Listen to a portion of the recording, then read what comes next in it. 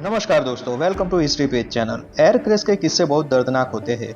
आज हम ऐसे ही दिल दहलाने वाले एयर क्रैश के बारे में बात करने वाले हैं जो 2024 के आखिरी दिनों में हुआ था। 25 दिसंबर 2024 के क्रिसमस के दिन कजाकिस्तान के अक्टाउ इंटरनेशनल एयरपोर्ट पर अजरबैजान एयरलाइंस का प्लेन क्रैश हो जाता है। आइए जानते हैं आखिर अजरबैजान से रशिया जाने वाली ये फ्लाइट कजाकिस्तान की ओर क्यों मुड़ी और वहां पे जाके कैसे क्रैश हो गई। हम इसे step wise minute to minute बताएंगे, इसलिए अंत तक इस वीडियो में बने रहे। यह वीडियो डिफरेंट सोर्सेज से जो इन्फॉर्मेशन मिली है उसके ऊपर बेस है। अभी इस घटना का इन्वेस्टिगेशन चल रहा है, तो ये हमारा पर्सनल अभिप्राय है। 25 दिसंबर का सुबह का टाइम था। अजरबैजान के कैपिटल बाकू के हैदर अलीयेव इंटरनेशनल एयरपोर्ट पर रोज की तरह एयर ट्रैफिक चल रहा था। करीब 7:50 पर अजरबैजान के टाइम के हिसाब से एक aircraft call sign 8243 take off करने के लिए रेडी था। इस प्लेन में 5 क्रू मेंबर्स और 62 पैसेंजर्स सवार थे। फ्लाइट 8243 वाला प्लेन ब्राजील के एरोस्पेस कंपनी एम्ब्रेयर द्वारा बनाया गया था, जिसे एम्ब्रेयर 190 नाम दिया गया था। यह मीडियम कैटेगरी का पैसेंजर प्लेन था जिसमें 100 के अराउंड सीट्स थी। ये प्लेन 4000 किलोमीटर तक का डिस्टेंस तय कर सकता था। ट्विन इंजन वाला ये प्लेन 871 किलोमीटर पर आवर की स्पीड से फ्लाई कर सकता था। इस प्लेन को अजरबैजान के कैपिटल बाकू से रशिया के प्रांत चेचन्या के क्रोंजी सिटी जाना था। अप्रोक्सीमेटली 600 किलोमीटर का डिस्टेंस और 1 आवर टाइम की यह शॉर्ट फ्लाइट थी। 7:55 पे ये जेट टेक ऑफ होता है और करीब 8:25 पे ये जेट रशियन एयरस्पेस में एंटर होता है। अब यहाँ से मुश्किलें शुरू होती है। दरअसल रशिया एंड यूक्रेन के वॉर के चलते रशिया ने इस एरिया में यूक्रेनियन ड्रोन्स को काउंटर करने के लिए जामर्स लगाए थे। इसलिए रशियन अथॉरिटी एयर स्पेस को क्लोज करने का निर्देश दे उससे पहले फ्लाइट 8243 एयर स्पेस में दाखिल हो जाता है। रशियन जामर्स के स्ट्रॉन्ग सिग्नल की वजह से फ्लाइट 8243 करीब 8:25 पर जीपीएस ट्रैकिंग से लॉस्ट हो जाती है, यानी क्रोंजी सिटी के काद्रो एयरपोर्ट के रडार से ये प्लेन गायब हो जाता है। अब फ्लाइट 8243 के लिए विदाउट जीपीएस एयरपोर्ट पे मैनुअल लैंडिंग करना था। करीब 8:36 पर फ्लाइट 8243 का पायलट डिस्ट्रेस कॉल जारी करता है और काद्रो एयरपोर्ट पर इमरजेंसी लैंडिंग करने की परमिशन मांगता है, जो एयरपोर्ट अथॉरिटी तुरंत दे देती है। अब 8:50 पर यह प्लेन लैंडिंग के लिए फर्स्ट अटेम्प्ट करता है, परंतु bad weather and without GPS ये सक्सेसफुली नहीं कर पाता। ये प्लेन एयरपोर्ट के अराउंड चक्कर लगाता है और 20 मिनट के बाद करीब 9:10 पर यह दूसरा अटेम्प्ट करता है, लेकिन यह भी अनसक्सेसफुल रहता है।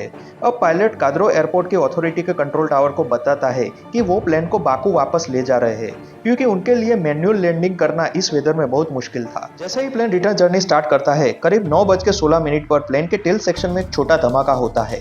यहाँ पे 2 पॉसिबिलिटीज की चर्चा चल रही है। अगर हम पहली पॉसिबिलिटी की बात करें तो पायलट ने इसे बर्ड स्ट्राइक के रूप में कंट्रोल टावर को इन्फॉर्म किया था, जिसमें कोई पंछी प्लेन के टेल विंग से टकराया हो सकता है।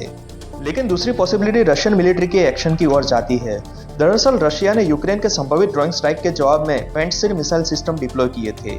ये मिसाइल सिस्टम 20 किलोमीटर की रेंज तक कोई भी एयरबोर्न ऑब्जेक्ट को शूट कर सकता है। पॉसिबली फ्लाइट 8243 को इस डिफेंस सिस्टम ने एनिमी एयरक्राफ्ट कंसीडर किया हो और इसके मिसाइल ने एयरक्राफ्ट के टेल सेक्शन के पास हिट किया हो सकता है। पॉसिबिलिटीज के चलते प्लेन के टेल विंग सेक्शन में सीरियस डैमेज होता है और प्लेन के कंट्रोल्स खराब हो जाते हैं।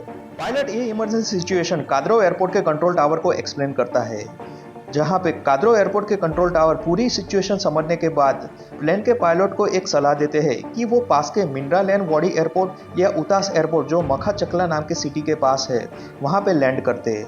परंतु इन दोनों एयरपोर्ट का भी वेदर खराब होता है। यह जानने के बाद कंट्रोल टावर इन्हें लैंडिंग की परमिशन नहीं देते हैं, क्योंकि मैनुअल लैंडिंग में क्रैश होने का खतरा बहुत ज़्यादा था। 9:22 पर यह प्लेन का हाइड्रोलिक सिस्टम भी खराब हो जाता है। ये सिस्टम प्लेन के लैंडिंग गियर को ऊपर नीचे करने में और ब्रेकिंग के लिए यूज होता था। अब फ्लाइट 8243 क्रिटिकल सिचुएशन में आ गई थी।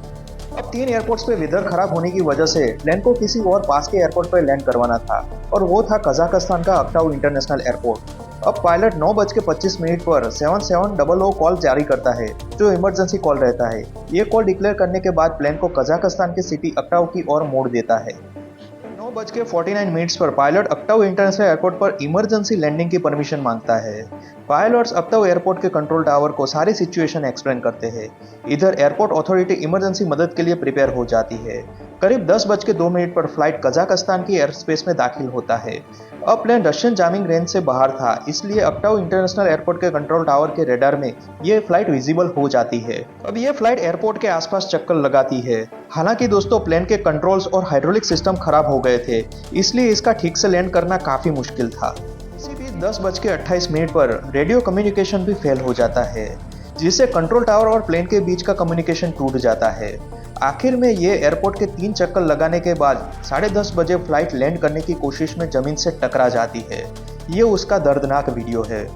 प्लेन का आगे का पूरा हिस्सा क्रैश हो जाता है और टेल विंग वाला सेक्शन थोड़ा सा बच जाता है। करीब 38 लोगों की मौत हो जाती है और 29 लोग घायल हो जाते हैं। कजाक एयर अथॉरिटी बचाव कार्य के लिए जुट जाती है। इस घटना का अजरबैजान द्वारा बहुत स्ट्रॉन्ग रिएक्शन आता है। अजरबैजान के राष्ट्रपति इल्हाम अलीयेव रशिया पर प्लेन को गलती से मार गिराने का आरोप लगाते हैं और इस घटना की पूरी जिम्मेदारी रशिया को स्वीकार करने की मांग करते हैं।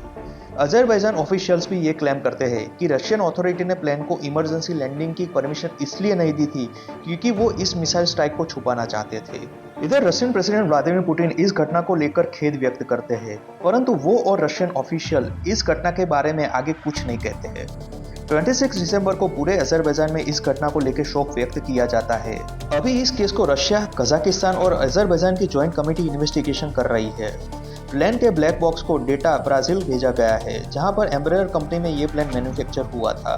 बर्ड स्ट्राइक हो या मिसाइल स्ट्राइक, यह घटना इंटरनेशनल एयर सिक्योरिटी के लिए गंभीर चिंता का विषय है। इस दुर्घटना ने हवाई सुरक्षा और सैन्य सतर्कता के महत्व को फिर एक बार उजागर किया है। इस वीडियो को अंत तक देखने के लिए धन्यवाद। ऐसे ही हिस्टोरिकल वीडियोस को देखने के लिए हमारे साथ बने रहे। बहुत बहुत धन्यवाद।